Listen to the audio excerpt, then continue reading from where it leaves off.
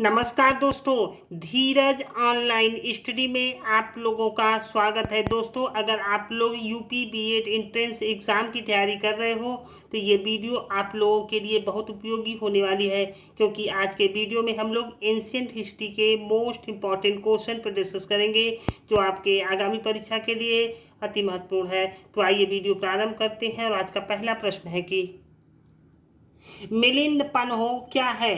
हिंदू महाकाव्य है, फारसी महाकाव्य है, बौद्ध ग्रंथ है या संस्कृत नाटक है? देखिए, इनमें से सही जवाब हो जाएगा ऑप्शन सी, बौद्ध ग्रंथ है। देखिए, मिलिंद पन्हो एक पाली भाषा में लिखित एक बौद्ध ग्रंथ है। इस पुस्तक में यूनानी शासक मिनांडर एवं बौद्ध सेन नागसेन के बीच वार्तालाप वर्णित है। ठीक है। अगला क्वेश्चन है, किस वंश ने एलोरा के प्रसिद्ध कैलाश मंदिर का निर्माण करवाया था? ऑप्शन है चोल वंश, पल्लव वंश, राष्ट्रकूट वंश या सातवाहन वंश। देखिए, सही जवाब हो जाएगा ऑप्शन सी, राष्ट्रकूट वंश। देखिए, एलोरा का कैलाश मंदिर एलोरा की गुफाओं में स्थित है। यह एक ही पत्थर की शिला से बनी हुई यह मूर्ति है। ठीक। देखिए, एलोरा का मंदिर एलोरा की गुफा संख्या 16 में स्थित है। ठीक। देखिए, एलोरा का कैलाश मंदिर महाराष्ट्र के औरंगाबाद जिले में स्थित है। ठीक। और इस मंदिर का निर्माण राष्ट्रकूट शासक कृष्ण प्रथम ने करवाया था। ठीक है। अगला क्वेश्चन है, निम्नलिखित शासकों में से किसका उपनाम कुणिक था? ऑप्शन है बिंबिसार, अजातशत्रु, कालाशोक, धनानंद। देखिए, सही जवाब हो जाएगा ऑप्शन बी, अजातशत्रु। देखिए, अजातशत्रु बिंबिसार का पुत्र था और उसके बचपन का नाम क्या था? कुणिक था। ठीक है। उसका शासनकाल 493 ईसा पूर्व से 461 ईसा पूर्व तक था। ठीक। देखिए, अजातशत्रु बुद्ध का समकालीन था। ठीक। और गंगा और सोन नदी के संगम पर स्थित पाटलिपुत्र की स्थापना अजातशत्रु ने ही की थी। ठीक। अगला क्वेश्चन है, पाशुपत संप्रदाय के संस्थापक कौन थे? ऑप्शन है लकुलिश, माधवाचार्य, शंकराचार्य और रामानुजाचार्य। देखिए, इनमें से सही जवाब हो जाएगा ऑप्शन ए, लकुलिश। पाशुपत संप्रदाय के संस्थापक कौन थे? लकुलिश। देखिए, पाशुपत संप्रदाय के संस्थापक लकुलिश थे, जिन्हें भगवान शिव के 18 अवतारों में से एक माना जाता है। ठीक है। देखिए, पाशुपत संप्रदाय शैवों का सबसे प्राचीन संप्रदाय है। ठीक। यह 12वीं शताब्दी तक महाराष्ट्र व गुजरात में खूब फूला फला। ठीक है। अगला क्वेश्चन है, मिनेंडर किस धर्म का अनुयायी था? ऑप्शन है बौद्ध धर्म, जैन धर्म, शैव धर्म या वैष्णव धर्म। देखिए, इनमें से सही जवाब हो जाएगा ऑप्शन ए, बौद्ध धर्म। मिनेंडर किस धर्म का अनुयायी था? बौद्ध धर्म का।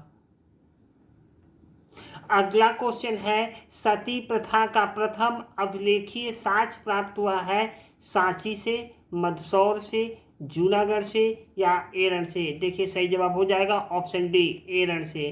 देखिए, सती प्रथा का प्रथम अभिलेखीय साक्ष्य प्राप्त हुआ है एरन अभिलेख से। देखिए, सती प्रथा का सर्वप्रथम अभिलेखीय साक्ष्य गुप्तकालीन एरन अभिलेख से प्राप्त होता है। ठीक है। देखिए, एरन अभिलेख में गोपराज नामक सेनापति की स्त्री के सती होने का उल्लेख मिलता है। ठीक। अगला क्वेश्चन है, ऋग्वेद में किन दो तीर्थंकरों का उल्लेख मिलता है? और सही जवाब हो जाएगा ऑप्शन ए, ऋषभदेव और अष्टनेमी का। ठीक है। ऋग्वेद में दो तीर्थंकरों का उल्लेख मिलता है, ऋषभदेव और अष्टनेमी का। अगला क्वेश्चन है, पाटलिपुत्र को सर्वप्रथम किस शासक ने अपनी राजधानी बनाया था? ऑप्शन है चंद्रगुप्त मौर्य, समुद्रगुप्त, अशोक और कनिष्क। देखिए सही जवाब हो जाएगा ऑप्शन ए चंद्रगुप्त मौर्य। पाटलिपुत्र को सर्वप्रथम चंद्रगुप्त मौर्य ने अपनी राजधानी बनाया था। ठीक है, देखिए पाटलिपुत्र की स्थापना उदयन ने की थी और उसने अपनी राजधानी राजगृह से पाटलिपुत्र स्थानांतरित की थी। ठीक है, देखिए लेकिन विकल्प में उदयन नहीं दिया गया है, इसलिए सही जवाब चंद्रगुप्त मौर्य होगा। ठीक, अगला क्वेश्चन है प्राचीन भारत में सिंचाई कर को क्या कहते थे? देखिए सही जवाब हो जाएगा ऑप्शन सी विदक भागम। प्राचीन भारत में सिंचाई कर को क्या कहते थे? विदक भागम। अगला क्वेश्चन है भारत का नेपोलियन किसे कहा जाता है? और सही जवाब हो जाएगा ऑप्शन बी समुद्रगुप्त को। देखिए चंद्रगुप्त प्रथम के बाद उनका पुत्र समुद्रगुप्त सम्राट बना। ठीक है, देखिए प्रयाग प्रशस्त एवं एरन अभिलेख में समुद्रगुप्त के इतिहास की जानकारी मिलती है। ठीक है, देखिए प्रसिद्ध इतिहासकार डॉक्टर बी.ए. स्मिथ ने समुद्रगुप्त को भारत का नेपोलियन कहा है। ठीक, अगला क्वेश्चन है निम्नलिखित में से किसे द्वितीय अशोक भी कहा जाता है? ऑप्शन है चंद्रगुप्त मौर्य, समुद्रगुप्त, हर्षवर्धन, कनिष्क। देखिए सही जवाब हो जाएगा ऑप्शन सी हर्षवर्धन। अगला क्वेश्चन है महान जैन विद्वान हेमचंद्र किसकी सभा को अलंकृत करते थे? ऑप्शन है कुमारपाल, अमोघवर्ष, विद्याधर और हर्षवर्धन। देखिए सही जवाब हो जाएगा ऑप्शन ए कुमारपाल। देखिए कुमारपाल चालुक्य राजवंश का राजा था और इनकी राजधानी कहाँ थी? अनहितवाड़ा। ठीक है, और कुमारपाल के शासनकाल में महान जैन विद्वान हेमचंद्र रहते थे। ठीक, अगला क्वेश्चन है कौटिल्य के अर्थशास्त्र में किस पहलू पर प्रकाश डाला गया है? ऑप्शन है सामाजिक जीवन, आर्थिक जीवन, धार्मिक जीवन या राजनीतिक नीतियों पे। देखिए इनमें से सही जवाब हो जाएगा ऑप्शन डी राजनीतिक नीतियों पर। देखिए कौटिल्य के अर्थशास्त्र में राजनीतिक नीतियों पर प्रकाश डाला गया है। ठीक है, देखिए कौटिल्य का अर्थशास्त्र प्राचीन भारतीय राजनीति का प्रसिद्ध ग्रंथ है और इसके लेखक हैं कौटिल्य। इनको विष्णुगुप्त के नाम से भी जाना जाता है। ठीक, देखिए चाणक्य सम्राट चंद्रगुप्त मौर्य के महामंत्री थे। ठीक, अगला क्वेश्चन है किस साहित्य में बिंबिसार को श्रेणी कहा गया है? ऑप्शन है जैन साहित्य, बौद्ध साहित्य, अगुत्तर निकाय या पाली ग्रंथ। देखिए सही जवाब हो जाएगा ऑप्शन ए जैन साहित्य। देखिए जैन साहित्य में बिंबिसार को श्रेणी कहा गया है। अगला क्वेश्चन है प्राचीन भारत में सूरसेन की राजधानी क्या थी? ऑप्शन है मथुरा, विराटनगर, तक्षशिला, वैशाली। देखिए इनमें से सही जवाब हो जाएगा ऑप्शन ए मथुरा। प्राचीन भारत में सूरसेन की राजधानी मथुरा थी। ठीक, आइए हम लोग प्राचीन भारत के प्रमुख राजधानी एवं उनके जनपद पे बात करते हैं। ठीक है, देखिए मत्स्य की राजधानी कहाँ थी? विराटनगर। ठीक है, और सूरसेन की राजधानी कहाँ थी? मथुरा। गंधार की राजधानी कहाँ थी? तक्षशिला। ठीक है, और मगध की राजधानी कहाँ थी? गिरिब्रज। ठीक है, और वत्स की राजधानी कहाँ थी? कौशाम्बी।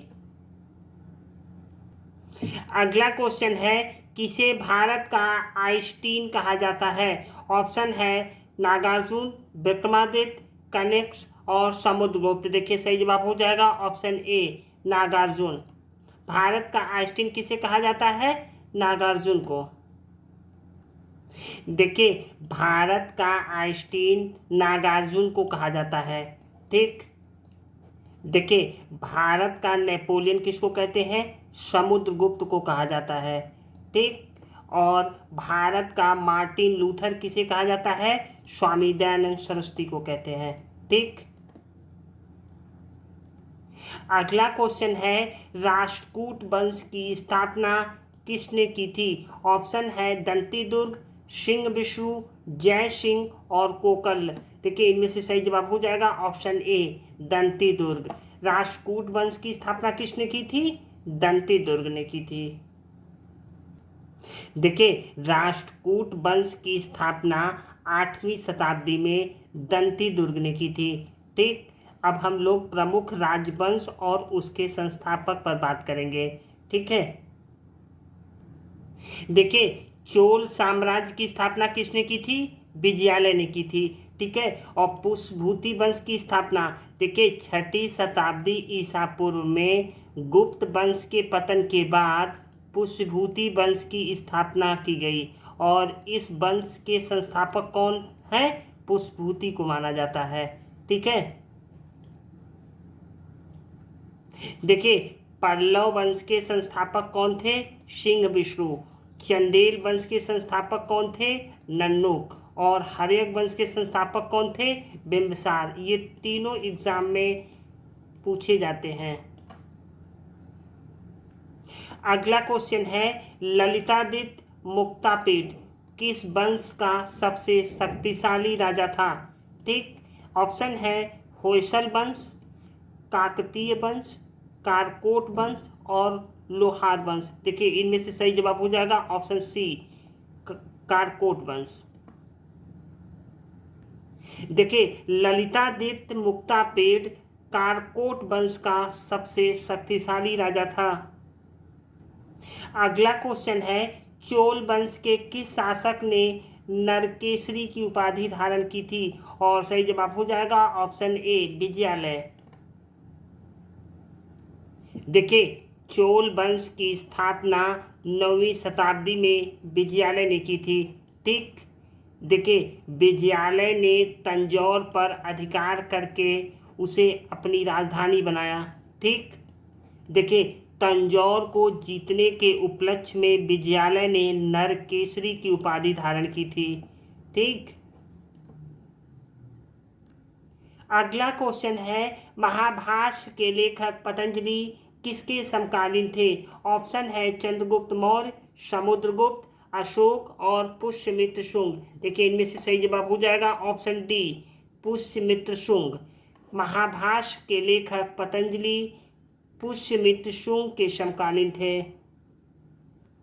अगला क्वेश्चन है गुर्जर प्रतिहार वंश की स्थापना किसने की थी? ऑप्शन है नागभट्ट प्रथम, चंद्रदेव, गोविंद चंद्र या उपेंद्र राज। देखिए इनमें से सही जवाब हो जाएगा ऑप्शन ए नागभट्ट प्रथम ने। गुर्जर प्रतिहार वंश की स्थापना की थी नागभट्ट प्रथम ने। अगला क्वेश्चन है हेंग सांग किसके शासनकाल में भारत आया था? ऑप्शन है अशोक, चंद्रगुप्त मौर्य, हर्षवर्धन या चंद्रगुप्त द्वितीय। इनमें से देखिए सही जवाब हो जाएगा ऑप्शन सी हर्षवर्धन। हेंग सांग किसके शासनकाल में भारत आया था? हर्षवर्धन के शासनकाल में भारत आया था। देखिए हेन सांग एक प्रसिद्ध चीनी बौद्ध भिक्षु था। वह 15 वर्षों तक भारत रहा। ठीक। देखिए हेन सांग हर्षवर्धन के शासनकाल में भारत आया था। उसने अपनी पुस्तक सी यूकी में अपनी यात्रा का विवरण लिखा। ठीक। अगला क्वेश्चन है योग दर्शन के प्रवर्तक कौन थे? ऑप्शन है कपिल, पतंजलि, गौतम, जैमिनी। देखिए इनमें से सही जवाब हो जाएगा ऑप्शन बी पतंजलि। योग दर्शन के प्रवर्तक कौन थे? पतंजलि थे। दोस्तों ये रहा आज का अंतिम प्रश्न। ये वीडियो आप लोगों को कैसा लगा? अच्छा लगे तो लाइक शेयर सब्सक्राइब जरूर कीजिएगा। Thank you for watching.